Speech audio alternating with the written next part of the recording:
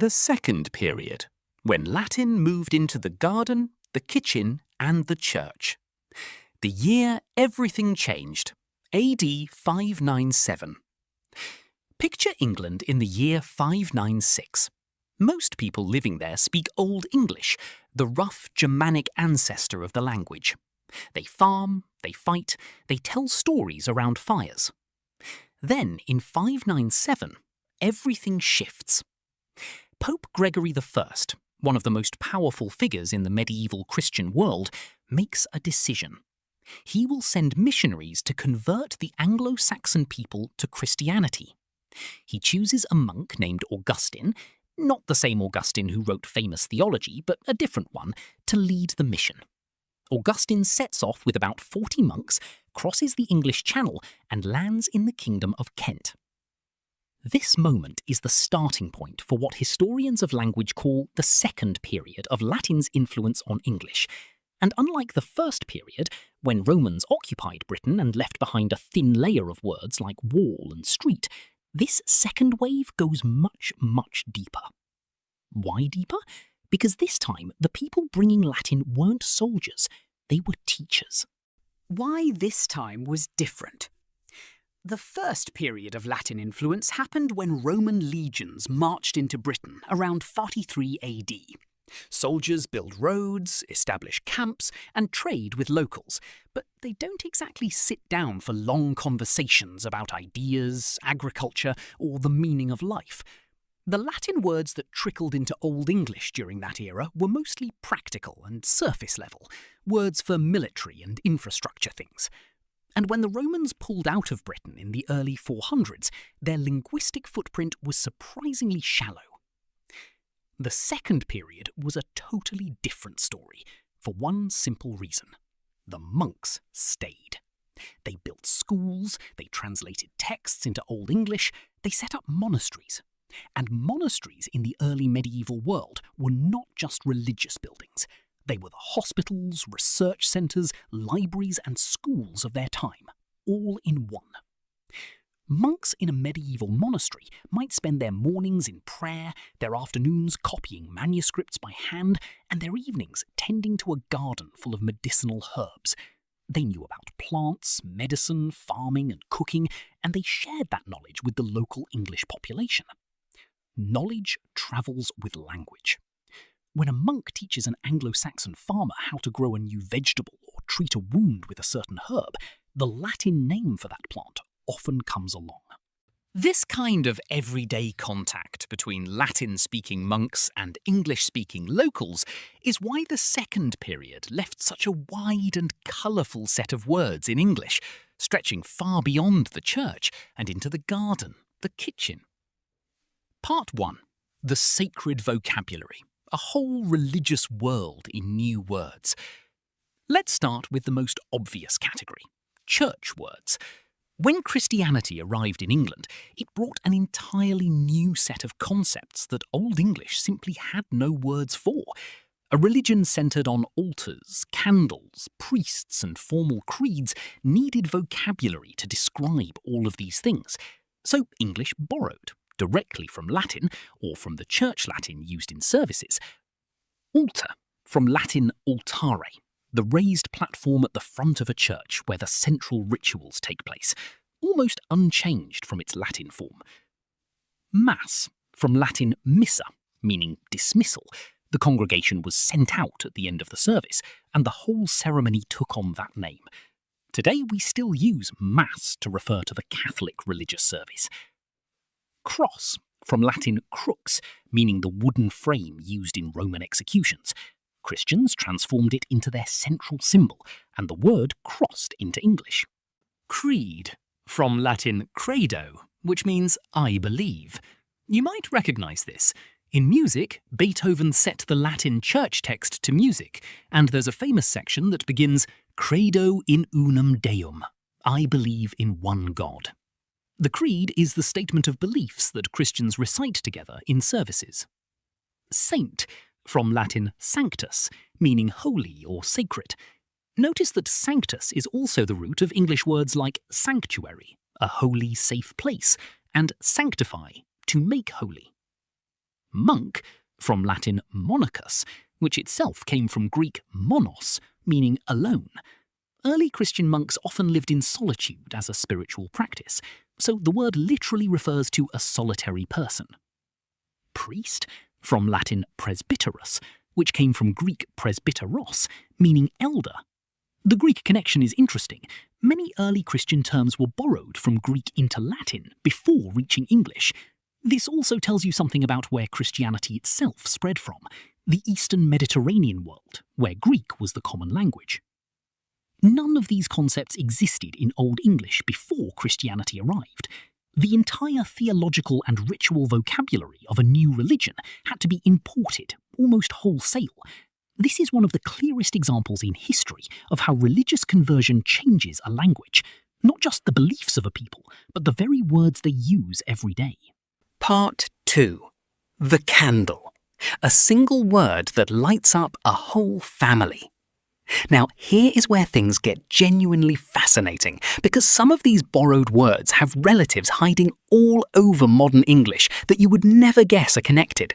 Take candle, for example. It comes from Latin candela, which itself comes from the Latin verb candere, meaning to burn or to glow with a bright white light. That root, cand, is the starting point for many modern English words. Here are some words that came from it.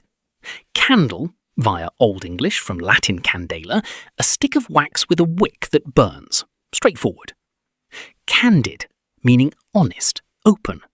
How did burning, glowing, come to mean honest? Because in Latin, something that was candidus, bright white, gleaming, was seen as having nothing to hide. Pure white means nothing concealed. Romans used brightness as a metaphor for transparency and honesty, and that metaphor survived all the way into modern English. You can say a friend gave you candid feedback. Candidate, meaning a person running for office or applying for a position. Here's the story, and it's a great one. In ancient Rome, when politicians wanted to run for election, they would walk through the public marketplace wearing specially whitened togas, garments bleached to a brilliant, almost luminous white. The word for this white toga was toga candida, the glowing white robe. The politician wearing it was a candidatus, someone dressed in white. The idea was that the white robe symbolized purity and uprightness. Look at me, I have nothing to hide. I am a clean and honest man. Incandescent, glowing with intense heat, white hot. This is the most literal descendant of the original Latin root. Something incandescent is burning so brightly it produces white light. Chandelier, the elaborate hanging light fixture you see in fancy ballrooms and old buildings. This one came into English via French. Chandelier in French means candle holder, but it leads back to the same Latin candela. Part 3. The monastery garden, the surprising botanical legacy. Now here is the part that surprises most people. You might expect Christianity to leave behind church words, but nobody expects monks to also be responsible for English words like peach, lettuce, butter, and inch. Medieval monasteries were the cutting edge of agricultural knowledge. Monks cultivated herb gardens for medicine, grew fruit trees, raised animals, and when they introduced a new plant to English farmers, the Latin name for that plant often came with it. Here are some second-period plant words, all originally Latin. Lily, from Latin lilium. The flower appears in Christian symbolism, associated with purity and the Virgin Mary, which is probably why monks were particularly interested in growing them. Today, lily is so thoroughly English that you would never guess its foreign origin. Pine, from Latin pinus, the pine tree. Laurel, from Latin laurus. The laurel wreath appears in Roman symbolism. Victors were crowned with it, and the plant stayed in English vocabulary. Fig, from Latin ficus. Figs appear throughout the Bible, and monks who studied scripture naturally knew the word. Peach, from Latin persicum, which literally means Persian thing or Persian fruit. Romans called the peach a malum persicum, a Persian apple, because the fruit originally came from Persia, modern-day Iran, before spreading westward. By the time it entered English, it had been shortened from persicum to peach.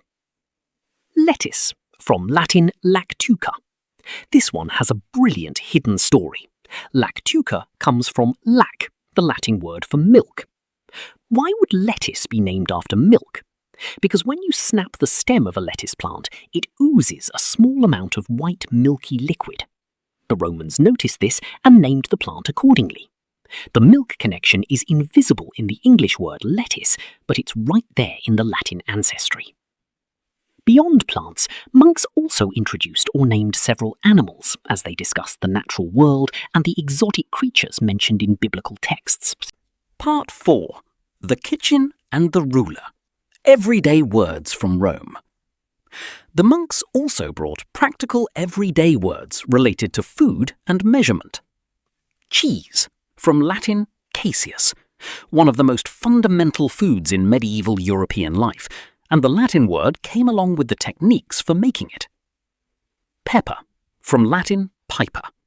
Pepper was a wildly expensive and highly prized spice in the medieval world, imported from distant Asia. Mile, from Latin mille, meaning 1,000.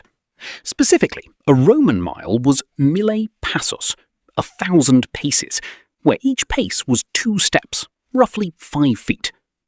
The Romans measured their roads by counting 1,000 paces, and that unit of distance became, with some adjustments, the English mile. Pound, from Latin pondus, meaning weight, still the basic British unit of weight and currency. And now the most delightful twin pair of all, inch and ounce. Both of these words descend from the same Latin word, uncia, which meant 1/12. In the Roman system of measurement, the uncia was 1/12 of a foot in length and 1/12 of the basic weight unit in weight. The word uncia entered English twice through 2 different routes. The first route was fairly direct. Uncia became yinza in Old English, which then became the word inch. The word changed over time, but the meaning stayed the same, 1/12 of a foot. The second route went through French. Uncia first became once in Old French, which then came into English as ounce. The weight measurement survived, but things got a little complicated later on. At some point in English history, the pound was redefined as 16 ounces instead of 12. That is why the foot and the pound no longer match up. A foot has 12 inches, but a pound has 16 ounces. Part 5. The Double Lives of Words. Preach and predicate. The second period also gives us a wonderful opportunity to spot what linguists call doublets, or twin words, pairs of modern English words that descended from the same Latin original but travelled by different routes and ended up with different meanings. Preach and predicate are a perfect example. Both come from the Latin verb praedicare, which meant to proclaim publicly or to announce in front of people. The prefix pre means before or in front of, and dicare means to say or to declare. Preach entered Old English during the second period, carried by the missionaries themselves. It's what missionaries do. They stand before people and proclaim their message publicly. The word was borrowed through Church Latin and adapted to Old English pronunciation, becoming predician and eventually simplifying to preach. Predicate is a completely different borrowing. It came into English much later, during the Renaissance, when scholars were reading Latin texts directly and borrowing vocabulary for philosophical and grammatical use. In logic, to predicate something means to assert or claim something about a subject. In grammar, the predicate is the part of a sentence that says something about the subject. For example, in "the dog ran away is the predicate. Same Latin verb, 2 English words. One came through missionaries in the 600s, one came through Renaissance scholars 1,000 years later. One is used in Sunday sermons, the other in grammar textbooks. You'd never know they were twins, but they are. The words borrowed during the second period entered English directly from Latin, without passing through any other language on the way. you can see how close they stayed to their originals. The word altar came from the Latin altare, and the two words are basically the same. The word candle came from the Latin candela, with just a small adjustment at the end. The word temple came from the Latin templum, where one sound was dropped, but everything else stayed the same. Compare this to what happened after the Norman conquest of 1066, which is the third period of Latin's influence on English. After 1066, Latin words didn't enter English directly. They came in filtered through French, the language of the Norman rulers. French had spent centuries reshaping Latin words, grinding down their endings, changing their sounds, until many of them looked almost completely different from the original Latin. This is why words that came in during the third period often look very different from their Latin originals. The French language had already changed them quite a bit before they ever reached English. The second period words, on the other hand, went straight from Latin into English. They stayed much closer to the original. So if you compare a second period word to a third period word, the second period one will usually look more like the Latin it came from.